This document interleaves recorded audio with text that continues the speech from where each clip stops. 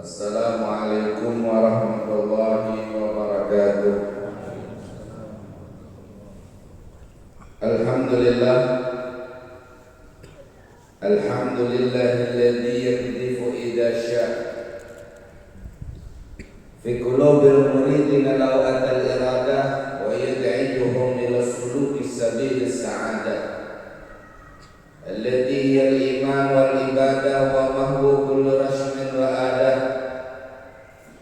Wa nusalli wa nusallim ala sayyidina Muhammad sayyidi ahli siyadah wa ala alihi wa ashabihi sadatil qadah, amma ba'd. Alhamdulillah, pujian dan rasa syukur kita kehadirat Allah Subhanahu wa taala di waktu yang mulia, di tempat yang mulia, dalam perkumpulan yang mulia. Mudah-mudahan Dan yang maha mulia memuliakan kita semua dengan segala doa, permintaan Allah ijabah seluruh hajat. Dan mudah-mudahan dengan berkat perkumpulan seperti ini, Allah Subhanahu wa taala mengampuni segala dosa kita, kesalahan kita, dan dijauhkan daripada perbuatan maksiat. Dan mudah-mudahan Allah Subhanahu wa taala pun mengampuni dosa kedua orang tua kita, ibu bapa kita, dan Allah muliakan mereka senantiasa dengan keridhaan serta ketinggian derajat. Dan mudah-mudahan Allah Subhanahu wa taala dengan berkat perkumpulan seperti ini pula menetapkan untuk kita semua umur yang panjang dalam keadaan taat kepada Allah. Dan mudah-mudahan Allah luaskan rezeki kita, Allah mudahkan urusan rezeki kita dalam keadaan berkat serta pula manfaat. Dan Allah tetapkan untuk kita semua husnul khatimah ketika wafat di akhir hayat. Dan Allah perkenankan kita semua kelak memasuki surganya Allah tanpa adanya hisab, berkumpul bersama baginda Rasul Muhammad sallallahu alaihi wasallam. Salam dan salam mudah-mudahan selalu tercurah, tersampaikan kepada baginda Rasulullah sallallahu alaihi wasallam beserta keluarganya, sahabat-sahabatnya sekalian. Hadirin hadirat yang dimuliakan dan dirahmati oleh Allah Subhanahu wa taala. Bagian pertama daripada bulan Ramadan telah melewati kita. Awal-awal bagian pertama bulan Ramadan telah berlalu bersama kita. Maka ini menjadi satu introspeksi bagi kita semua. Melewati 10 awal daripada bulan Ramadan, kita lihat apakah kita termasuk orang-orang yang di waktu ini, di saat-saat bulan Ramadan yang mulia seperti ini, kita adalah makhluk Allah, hamba Allah yang tidak luput dari pandangan rahmatnya, pandangan perhatiannya dari Allah Subhanahu wa taala. Atau sebaliknya, jangan-jangan kita melewati bulan yang penuh keberkahan, bulan yang penuh kemuliaan, dalam keadaan Allah Subhanahu wa taala berpaling daripada kita. Di dalam kitab Al-Awrad Al-Imam Hujjatul Islam Al-Ghazali, mudah-mudahan Allah meridhai beliau menukil daripada hadis baginda Nabi Muhammad sallallahu alaihi wasallam, alamatu i'radillah 'anil abdi ishtighaluhu bima la ya'ni. Kata baginda Nabi Muhammad sallallahu alaihi wasallam, alamat atau suatu tanda Allah Subhanahu wa taala berpaling dari seorang hamba. Allah tidak memandang kepada seorang hamba, yaitu hamba tersebut menyibukkan dirinya dengan sesuatu yang tidak manfaat. Di bulan Ramadan, ibadah sunnah kita bernilai wajib, sedekah kita berlipat ganda. Artinya di bulan Ramadan berapa banyak perbuatan-perbuatan, keadaan-keadaan yang bernilai ketaatan, kemanfaatan di sisi Allah. Atau jangan-jangan kita adalah golongan orang-orang yang Allah berpaling daripada mereka, yaitu kita di bulan Ramadan malah mencari kesibukan, menghabiskan waktu berpuasa, menghabiskan waktu-waktu kita cuman hanya untuk tidak ada nilai di sisi Allah, cuman hanya untuk menghabiskan waktu saja, membuang-buang waktu aja supaya nggak ada perasaan puasa. Jadi mulai sungsung haul bercampur ya. Ada perasaan pada hari. Nah ini bercampur ini kira-kira nilai manfaatkah ada tak? Oh ini alhamdulillah para RT, para RW sepakat ini bukan nilai maksiat. Bujur kada ada nilai maksiat, bujur. Tetapi ketika yang bercampur tadi, ini kita timbang, kita ukur. Ujar Nabi, alamat tanda bahwasannya seorang hamba kada dipandang oleh Allah, inya banyak menyibukkan diri dengan sesuatu yang ada bernilai manfaat. Bukan maksiat, bukan. Nabi kada menyambat maksiat, kada. Tapi kita hamba yang mana menghabiskan waktunya kada ada nilai manfaat.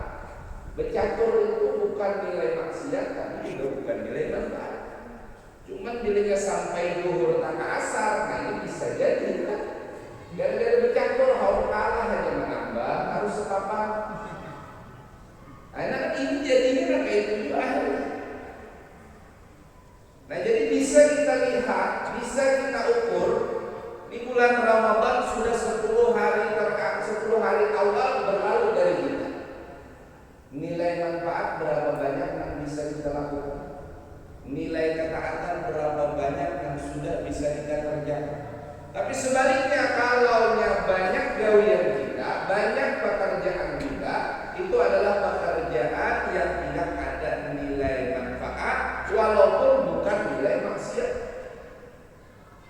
Na'udzubillah summa na'udzubillah kalau memang yang kita gawe adalah maksiat. Ibu-ibu sibuk di dapurnya, panyusungnya bangun ya bukan ibu-ibu juga. Ada lawas sembah di masjid bergarakan, bangun bubuhan ibu-ibu. Belum lagi jam berbuka sudah sibuk ibu-ibu dengan masakan. Cuman jangan khawatir lah, pernah bertanya seorang wanita kepada baginda Nabi Muhammad SAW tentang para laki-laki yang berjihad. Laki-laki yang berjihad, yang berangkat haji adalah laki-laki, yang berangkat umrah adalah laki-laki bersama Nabi. Lalu perempuan-perempuan apa bagiannya ya Rasulullah? Ini kalau orang berjihad, berperang, lelakian, artinya yang dapat pahala ganda itu lelakian. Lalu apa bagian para wanita? Ujar Nabi SAW, jihadnya para wanita yaitu tadi di rumah. Taat kepada suami, taat kepada pasangan, menghidangkan makanan, apalagi ibu-ibu ini, ibu-ibu, banyak ibu-ibunya. Makhluk Allah Subhanahu wa Ta'ala yang paling gampang masuk surga itu beginian gue. Ini biar kabarkan membunuhan diri ya. Artinya makhluk Allah Subhanahu wa Ta'ala di antara laki-laki dan perempuan yang paling gampang masuk surga itu perempuan. Idza shalatil mar'a khamsaha wa shamat syahraha wa hafizat farjaha wa ata'at ba'laha dakhalat min ayyi abwabil jannah syaa. Apabila kata baginda Nabi sallallahu alaihi wasallam perempuan salat 5 waktu. Alhamdulillah yang paling rajin sembahyang ini begini. Yang paling perhatian salat 5 waktu ini perempuan. Kalau nang lelakiannya adalah alasan begawian. Wasamat syahraha dan begitu pula puasa di bulan Ramadan. Puasa melaksanakan kewajiban. Beginian jangankan puasa wajib, puasa sunnah ajak dikerjakan.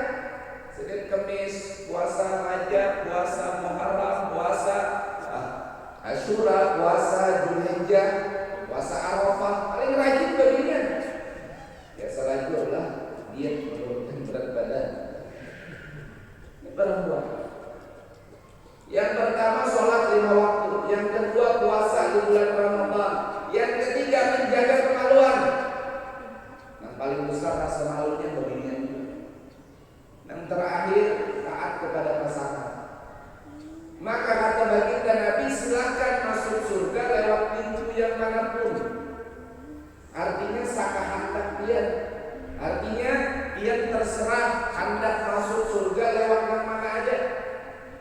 Lewat pintu yang pertama pinahibak kurang, lewat pintu nomor 2 aja. Terserah, boleh. Jangankan paribasanya, kalau surga itu ada lelukangnya, ada jendelanya, dia tidak hendak lewat lawang, lewat lelukang pun boleh. Artinya saking mudahnya, saking gampangnya perempuan masuk surga. Cuman Allah subhanahu wa ta'ala, baginda Rasul sallallahu alaihi wasallam mengabarkan ketika Isra Mi'raj, Allah perlihatkan neraka.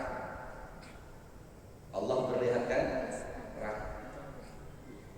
Dan baginda Nabi sallallahu alaihi wasallam melihat paling banyak isinya neraka itu perempuan. Nah, ini perempuan kan paling gampang masuk surga, cuma paling banyak di dalam neraka. Paling gampang masuk surga, cuma kata baginda Nabi ketika Isra wal Mi'raj, Allah perlihatkan neraka yang paling banyak isinya perempuan. Ada apa dengan perempuan? Kalau urusan sholat 5 waktu dia jangan tanya lagi, paling baik. Kalau urusan puasa, alhamdulillah paling taat. Menjaga kemaluan cuma yang terakhir ini, wa ata'at ba'laha, taat kepada pasangan ini lah rasa mengalir sama kita. Taat kepada pasangan. Apalagi bulan Ramadan kayak ini. Harus lapar, disuruh masak, ya mau menyenyak itu orang laki lah. Nah kayak itu juga ada. Nah terlambat bangun ibu-ibunya, cuma nilai terlambat bangun itu aku disalahkan. Apa gara kami dengan gerak aku adalah pas kali aku masak. Akhirnya mudah lisan-lisan tadi mencaci maki pasangan. Cacian dia, kalimat-kalimat kasar dia itu bukan bagian daripada ketaatan. Bukan daripada ketaatan kepada pasangan. Makanya paling gampang perempuan itu masuk surga, tapi paling gampang pula perempuan itu dilaknat oleh Allah. Ibu-ibu ketujuh berangkat majelis, ketujuh berangkat yasinan, ketujuh berangkat ziarahan. Cuman kadang melupakan kewajibannya, harus izin kepada pasangan. Tulak haulan, tulak ziarahan.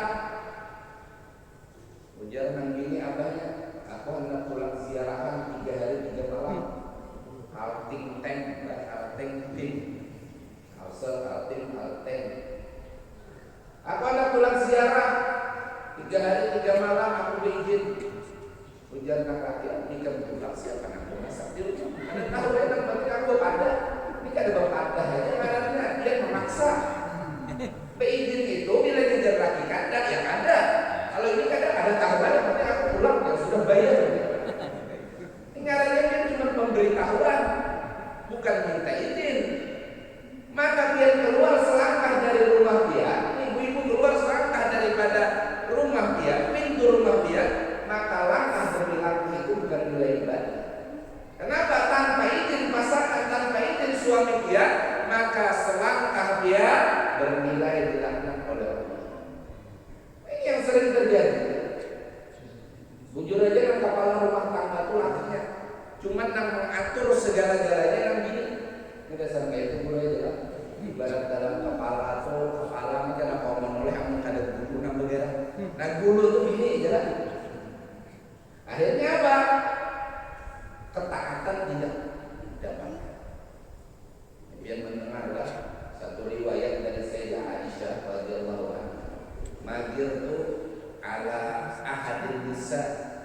Nabi sallallahu alaihi wasallam magir itu ala Khadijah.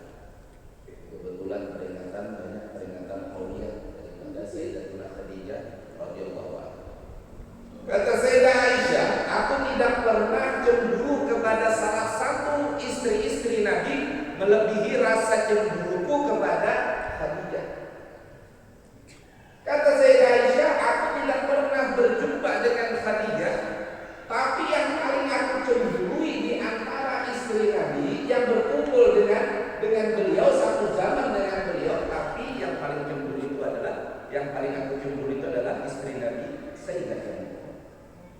tidak kepada Hafsah, tidak kepada Hindun, tidak kepada yang lainnya, tapi kepada Sayyidah Khadijah. Padahal Sayyidah Aisyah itu dikawin oleh Nabi Sallallahu Alaihi Wasallam setelah wafatnya Sayyidah Khadijah. Tidak pernah aku merasa cemburu, lebih cemburu daripada rasa cemburu kepada Khadijah.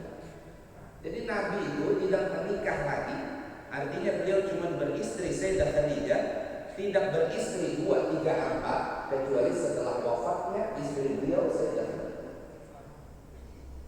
Kata Sayyidah Aisyah, aku tidak merasa cemburu lebih besar, lebih banyak cemburuku kepada istri Nabi Sayyidah Khadijah. Apa sebabnya? Karena baginda Nabi Sallallahu Alaihi Wasallam banyak menyebutnya. Jadi Nabi sering bercerita tentang Sayyidah Khadijah.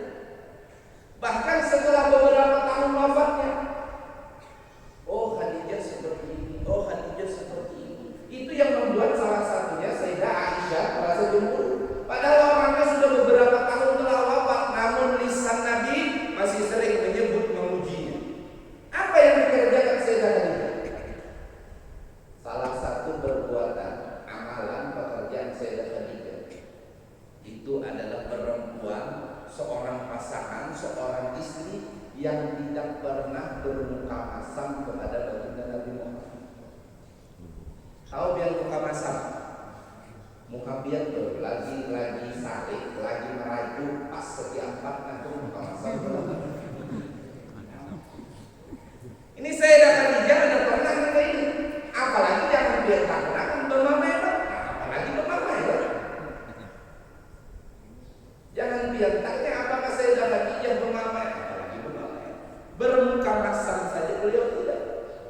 Bahkan ketika baginda Nabi Sallallahu Alaihi Wasallam sebelum diangkat menjadi seorang nabi, sebelum menerima wahyu, baginda Nabi sering khalwat 2 hari, 3 hari, kadang seminggu, kadang beberapa hari. Yang mana perbekalan tersebut yang menyiapkan adalah Sayyidah Khadijah. Dalam riwayat, Sayyidah Khadijah ini adalah perempuan paling kaya di kota Makkah. 2/3 kekayaan kota Makkah itu adalah paling kaya adalah Sayyidah Khadijah. Punya banyak pembantu, punya banyak pelayan, namun beliau tidak mengizinkan satupun untuk melayani baginda Nabi dalam urusan makan. Beliau sendiri yang turun tangan. Ketika Nabi berangkat khalwat, menyendiri beribadah, yang menyiapkan makannya adalah Sayyidah Khadijah. Ini disiapkan untuk 1 minggu, ini disiapkan untuk beberapa hari. Dan apabila baginda Nabi tidak turun daripada khalwatnya di atas goa sana, yang mana itu kalau ini dia coba-coba anak naik ke atas sana itu 2,5 jam, kadang kurang berjalan betis. Nabi di sana kalau dia sudah beberapa hari Nabi tidak turun, akan naik. Sayyidah Khadijah menengok baginda Nabi, membawakan makanan, apakah ada tersedia makanan baginda Nabi atau sudah habis. Padahal saat itu dalam riwayat umur Sayyidah Khadijah sudah masuk umur 50 tahun.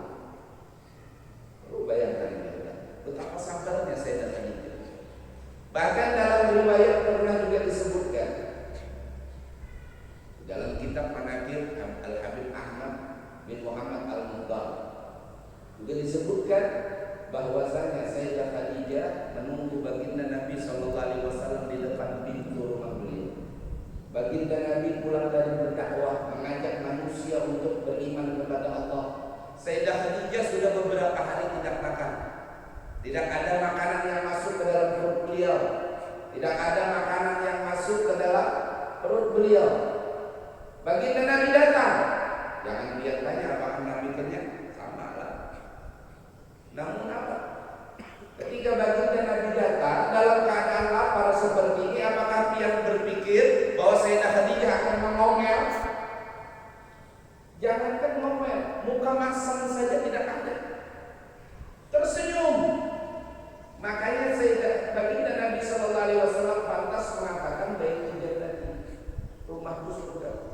Beliau dicaci di luar rumah, beliau dihina di luar rumah, beliau diganggu di luar rumah.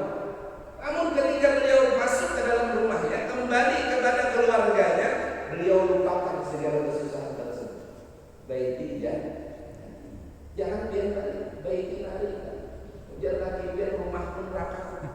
Di luar sudah mabuk kepala, banyak urusan, banyak masalah. Masuk rumah hanya selangkah.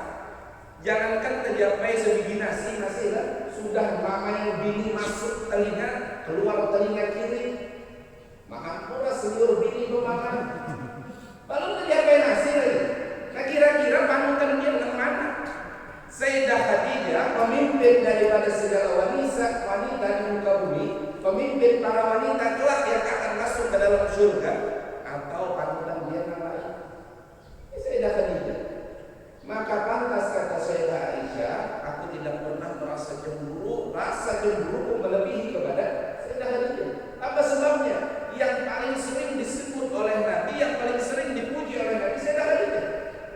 Bahkan ketika hisab, dan kalau membaca sejarah, mendengar sejarah, Nabi kita itu pernah dihisab, diungsikan. Tahu yang diungsikan? Di kampung sini suruh berjauh ke ujung sana. Orang yang berjualan di kampung sini, nilainya keluarga Nabi anak lokal ada di Bariah.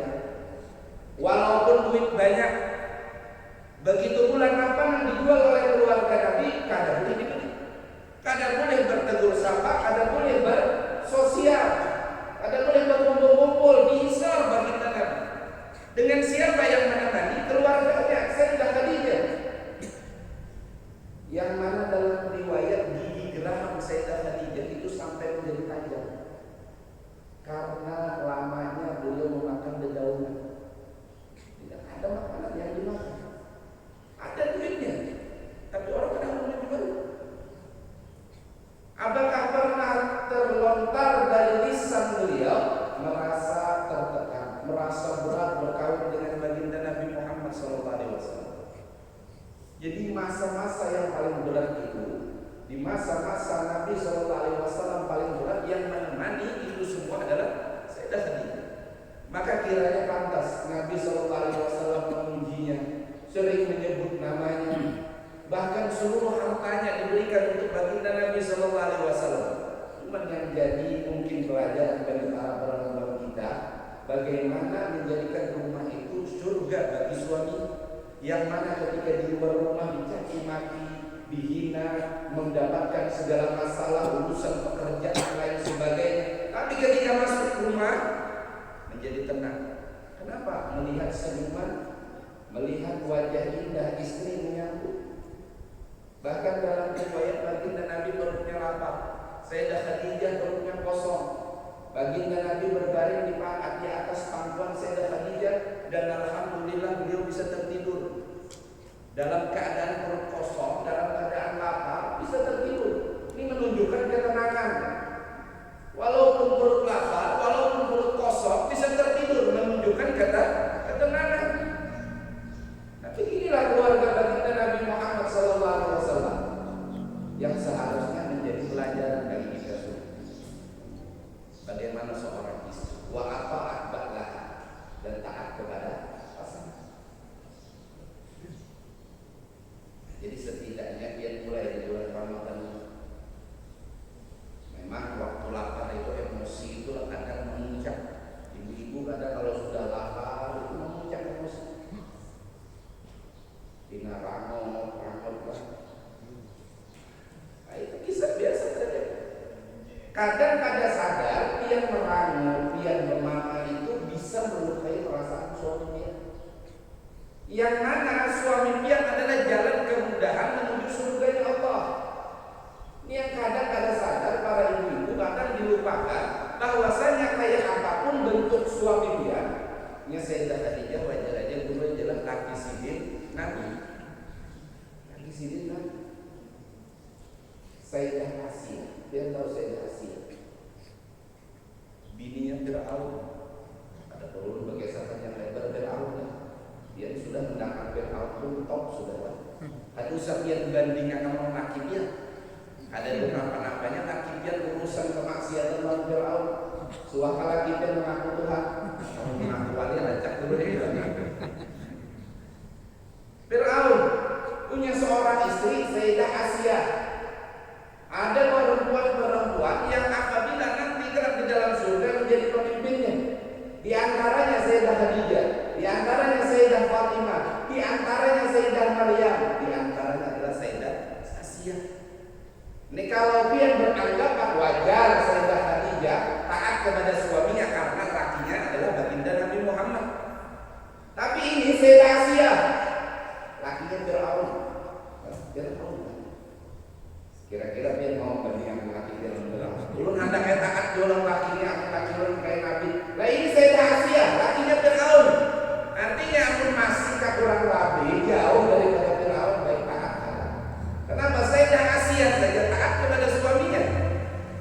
Artinya kan ada alasan membayangkan ada laki dia itu urusannya. Laki dia ahli taat, ahli maksiat, itu bertanggung jawab. Kenapa? Karena lelaki yang ini bertanggung jawab untuk dirinya, untuk pasangannya, untuk anak-anaknya. Makanya perempuan gampang masuk surga. Kenapa? Karena ketika dia taat kepada suaminya, urusan yang lain selesai. Pian puasa, pian sholat, pian menjaga kemaluan, pian taat kepada pasangan, silahkan biar Nabi masuk surga lewat pintu manapun. Tapi kalau lelaki yang hendak masuk surga, bagaimana istrinya? Belum hendak mengatur jalan, sudah di akhirat hendak yang mengatur cuma tawaninya. Alhamdulillah, alhamdulillah. Dayus, ada istilah dayus di dalam agama. Dayus itu apa? Ada 3 golongan yang tidak akan mencium bau surga. 3 golongan yang tidak akan mencium baunya surga. Jangankan masuk, mencium aja. Surga itu dalam riwayat bisa tercium bau harumnya kepada orang yang ditakdirkan oleh Allah masuk surga 500 tahun berjalan dari. Ini ada nama barang iwak di Muara Kintab sana, jangan biar tahu ini sampai dicium ke sini lah. Haram pun dia. Kayak apapun harumnya. Tapi surga bisa tercium dari perjalanan 500 tahun. Nah, ada beberapa golongan yang tidak akan mencium masuk surga. Jangankan masuk, jangankan mencium, apalagi masuk. Di antaranya siapa? Dayus tadi. Dayus itu apa? Orang yang merasa ridho, merasa tenang, keluarganya melakukan kemaksiatan, melakukan pelanggaran kepada Allah. Karena ada wani lawan bini, ada wani lawan bini membuka aurat kada ditanggung. Bini melakukan sesuatu yang salah kada ditegur. Ada usaha biar tak akan kayak kalau bininya laki lah. Biasanya nggak kayak itu juga bininya kadang ada menegur lawan laki salah tak jujur. Ini pertanyaan biasa kan. Masih belum. Ada kemarin itu korupsi apa karena korupsi timah. Siapa artis itu Sandra Dewi 200 berapa triliun lah pokoknya. Kira-kira oleh tahun dia itu nanggini korupsi tadi kira-kira tahu ada kalau itu korupsi. Kira-kira penjawab ya. Kira-kira itu begini anak artis itu tadi tahu ada kalau lakinya itu korupsi. Tahu apa ada? Tahu. Kalau menurut dulu tidak tahu. Kenapa? Baginya itu kalau urusan duit dari mau tahu. Oh dia lu duit banyak, tapi mau tahu baginya. Nggak mau tahu baginya kalau urusan duitnya kurang. Biasa gaji 7 juta masuk ke rumah 4 juta, abahnya mana sisanya? Betul nggak ada? Urusan duitnya banyak yang masuk ke dalam rumah, baginya kan ada mau tahu nih halal haram abahnya. Ini yang terjadi kepada perempuan biasanya. Halal apa haram? Tidak peduli. Yang penting urusan duit lancar. Nah biasanya sehari 200.000, 100.000 gasan muka-mukaan. Bila yang kurang, ini yang jadi pertanyaan begini. Ini kenapa kurang banyak? Tapi kalau masih tetap apalagi lagi bagian kan takut biasanya. Mayurini lalu bikin khairan besok itu. Makanya belajar agama. Kenapa? Karena masuk ke dalam perut kita itu bernilai. Buat ibu-ibu jangan biar anggap gampang lah. Nang haram masuk ke dalam perut dia yakin dia sholat, puasa, taat kepada pasangan, menjaga kemaluan, gampang dia masuk surga. Tapi kadang dia dilupakan ketika dia sholat, ketika dia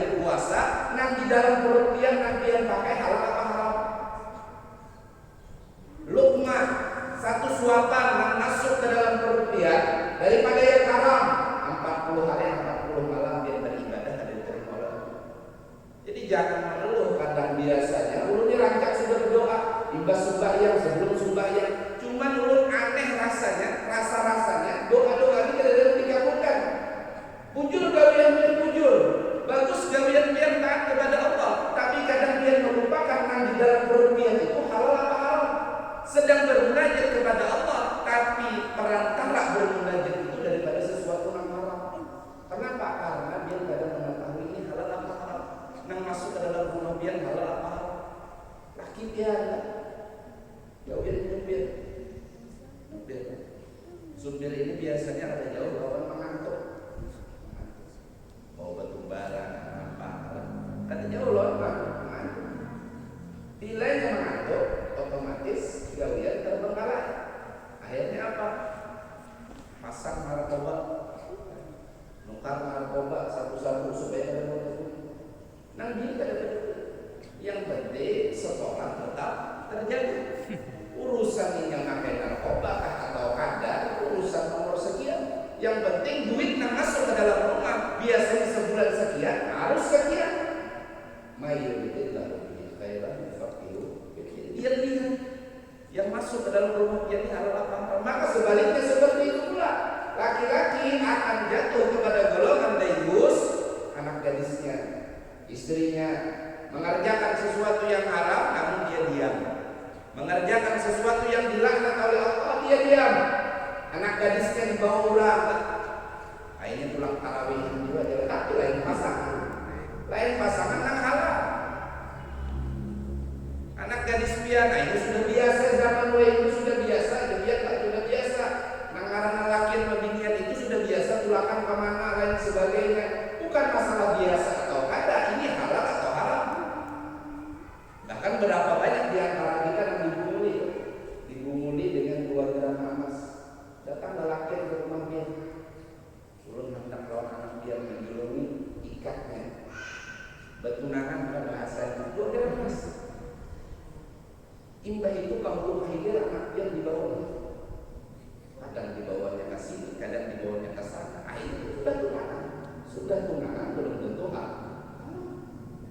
Nah dia diam seperti ini, dia ridho dengan seperti ini, dia kadang mengagurnya, kadang mencegahnya. Dayus. Maka jangan harap masuk surga menjumpai surga.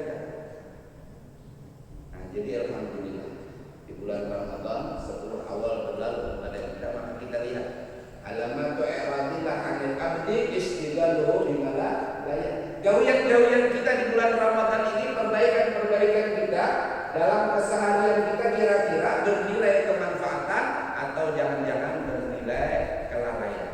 Maka kita lihat itu adalah suatu tanda Allah memandang kepada kita atau Allah telah berpaling. Pekerjaan kita akan menunjukkan siapa kita. Kalau kita banyak melakukan ketaatan, itu tandanya Allah memandang kita. Kita senantiasa hadir di sholat berjamaah, selalu terdepan ketika melakukan kegiatan ibadah. Itu tandanya Allah sedang memandang kita. Namun kalau Allah ditipu rezeki, maka kita semakin jauh daripada itu semua. Allah ditipu harta, semakin jauh kita daripada ketaatan itu semua. Berarti itu tandanya Allah berpaling daripada kita. Maka itu introspeksi bagi kita. Hasibu anfusakum qabla tuhasab. Kita lihat bahwasanya kita saat ini sedang dipandang oleh Allah atau jangan-jangan Allah berpaling dari, khususnya di bulan yang mulia ini. Amin Allahumma amin. Mudah-mudahan Allah gerakan hati kita, Allah gerakan sanubari kita untuk menjadi orang yang perhatian terhadap agama, untuk menjadi orang-orang yang punya keinginan besar dalam ketaatan, punya himmah yang kuat dalam melakukan kebaikan. Mudah-mudahan Allah tanamkan di dalam hati kita semua keinginan di dalam sanubari kita menjadi orang-orang yang semakin terdepan dalam beribadah kepada Allah, orang-orang yang semakin perhatian dalam menuntut ridha Allah. Mudah-mudahan kita semua adalah orang-orang yang jeli Allah, orang yang perhatian. Tidaklah masuk ke dalam rumah kita adalah sesuatu yang halal. Begitu pula tidaklah yang kita pakai, tidaklah yang kita makan, melainkan adalah sesuatu yang halal. Maka mudah-mudahan dengan apa yang kita kerjakan pada pagi hari ini, mayuridillahu bihi khairan yufaqihu fiddin. Mudah-mudahan ini adalah suatu tanda Allah Subhanahu wa taala menginginkan kepada kita kebaikan. Allah pahamkan kita sedikit demi sedikit terhadap agama. Amin Allahumma amin.